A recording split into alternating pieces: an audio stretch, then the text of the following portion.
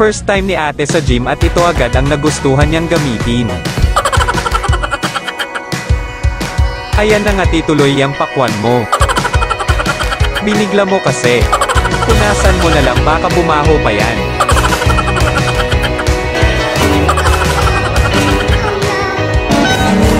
Uy, ano yung sumabit ate? Ikaw talaga ate, maluwag naman ang daan. Sana all ganito asawa mo. Panoorin natin ang gagawin ni ate.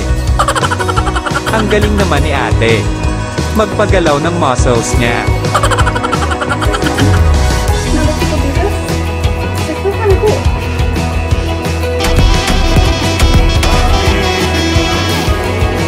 Si kuya naman inagawan pa si ate ng laruan.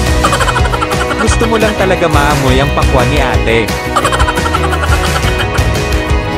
Si ate basta na lang nagbuhat. At hindi pa niya alam ang tamang posisyon. Buti na lang nakita siya ni sir.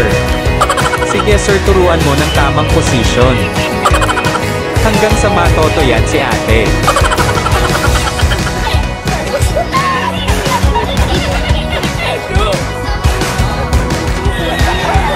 Sa wakas na toto rin. One day nagkita sila ni sir sa canteen. Sige ate, ipakita mo kay sir ang natutunan mo.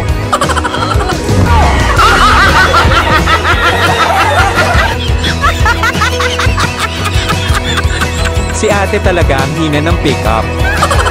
Hindi ganyan ate ang gusto ni kuya.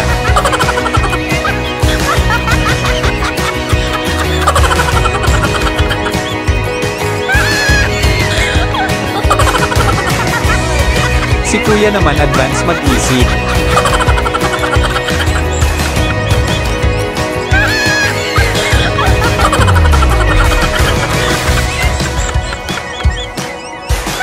Dapat ganito ka ka-supportive sa jowa mong talented.